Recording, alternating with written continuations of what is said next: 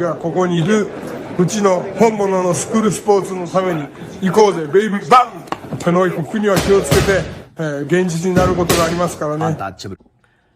Alright, so we're going to go ahead and continue the long-standing tradition of covering Japanese boxing here on True School Sports. True School Sports, the #1 source for Japanese boxing in America. Now, really interesting stuff. We had the return of Jin Sasaki this morning at Korakuen Hall out there in Tokyo. And he fought a very overmatched opponent, you know, the fine folks at Hachiochi Nakaya Gym and everybody involved. They made sure they picked someone that Jin Sasaki could come back and not just win against, but look good against. And, you know, he did get a second round stoppage.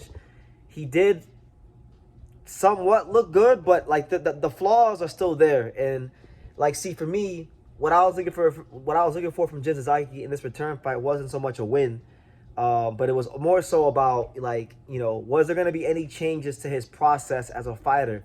Was he going to be throwing his jab more? Will we see some feints? Will we see a fighter that's at least working on setting up his punches? And I'll tell you guys this right now. Jin Sasaki has not learned a damn thing from the Brian Norman Jr. knockout loss, where he lost 6 months of his memory. He's fighting like a crash out. He's boxing's #1 pound-for-pound crash out. He came forward in the first round. Jin Sasaki literally threw like 6 left hooks in a row, spamming the left hook, falling in with his head.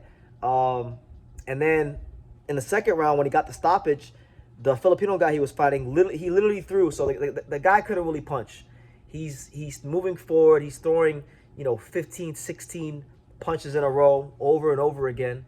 And really and truthfully, like, Jin's just sitting there in the middle of the ring in a high guard, taking 15, 16 punches, right? On the gloves, on the arms, until Jin Sasaki lands his signature shot, which is the catch and counter left hook.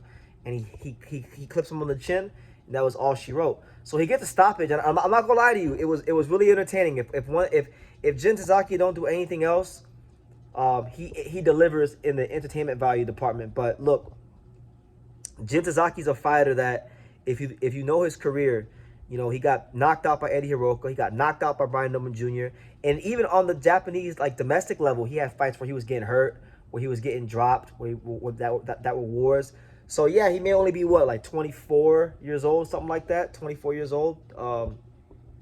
But Jin Sasaki is a lot older because of the wars he's been in. And so it's very important that he actually learn and refine his skills. But let's not kid ourselves. Let's stop fooling ourselves here on True School Sports. Jin Sasaki is not going to change. He's at the same gym with the same trainers that have been teaching him the same stuff since he was a teenager. So for me to expect that that's going to change is insanity. Jin Sasaki is always going to be a crash out in the ring. He's always going to fight like this, and it's only a matter of time before we get another knockout like this. Now, I'm very concerned for Jin. As someone who's a massive fan, as someone who, like, I got genuine love and respect for Jin, just, you know, for my because of my travels to Japan and meeting him and things like that. I want to see him do well. I like Jin, you know. I want to see him do well, but he's not going to change, and his next fight is not going to be this. It's not going to be a mismatch like this. He's fighting Sora Tanaka. Now, personally, I think Jin Sasaki is a better fighter than Sora Tanaka, but he's also taking a lot more punishment than Sora Tanaka. But Sora Tanaka, just like Jin Sasaki, is limited. He's smaller. He doesn't have any defense. He comes for blood. So expect Jin Sasaki versus Sora Tanaka to be a blood and guts war. It'll be one of the biggest crash out fights in the history of boxing, because these guys fight like some crash outs. They fight like guys that don't have nothing to lose, and they ooze the Bushido boxing code of the Japanese. So, you know, it is what it is.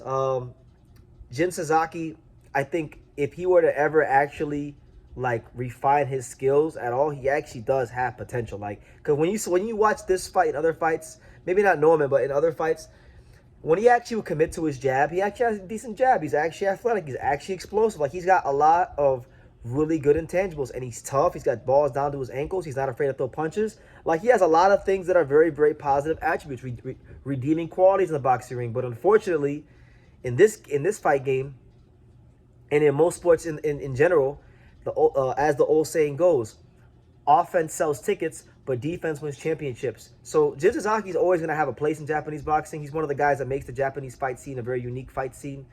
But he's only ever going to be just an entertaining Japanese domestic level fighter if he doesn't actually refine his skills. If he ever has any ambitions to fulfill his dream of, you know, becoming the first Japanese fighter to ever become welterweight champion, he's going to have to actually learn some damn defense and, you know, stop spamming his left hook and stop falling over his front foot and actually commit to his jab and actually learn how to set up his punches. So, was I entertained?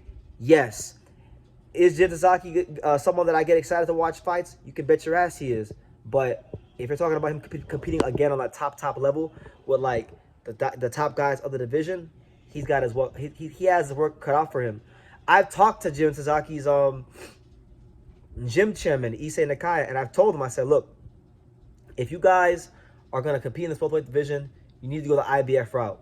Fight Lewis Crocker, right? But even with a guy like Lewis Crocker, who everybody says is terrible and he might be the worst champion of the division, Lewis Crocker can counterpunch. Lewis Crocker has refined technical skills. So even a guy like Lewis Crocker, who's not highly regarded, if Jin were to go that route and get a title shot, he probably might lose that. He might lose that fight too if he can't land that left hook. So that being said, I was entertained. I was happy, but I'm really sad for what I think is about to come in the next 2 to 3 fights for Jin. He's gonna get knocked out again, like he did against Brian Norman Jr. And it's all to the fault of everybody in and around him. And I love those guys, but like, what are you teaching this guy? He's not learning nothing. He's not doing nothing. You know, he's fighting the same. So at some point, it gets to a point where like the fighter has to be honest and make a decision. You know. But it is what it is, you know. If he could win a world title with those guys and do great with the guys in the Kaya gym, I'll be happy for him because I love those guys. But, you know, he's not learning anything new, and it's showing in the fights. It's right there to be seen in the ring. So I'll leave it at that. What do you guys think about Jin Sasaki and his performance this morning? And what do you think about him versus Sora Tanaka? Because the way I see it, that's going to be one of the classic, you know, domestic Japanese wars. Someone's going to get hurt.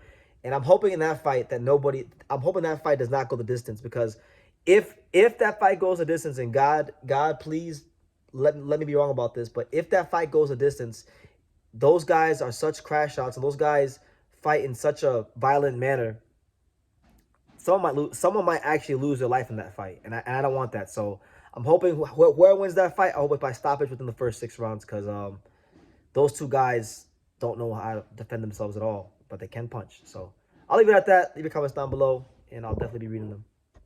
Thank you for watching True School Sports. Thank you for watching another video on the untouchable True School Sports empire, the home of boxing. We're on the road to 100,000 subscribers, guys. So help us keep being great. Help us keep pushing out that real boxing content for the fine folks all around the world. And make sure you jab, you hook, you Mike Tyson, you Mayweather that subscribe button. Pops, show them how do they gotta hit the subscribe button. Pop!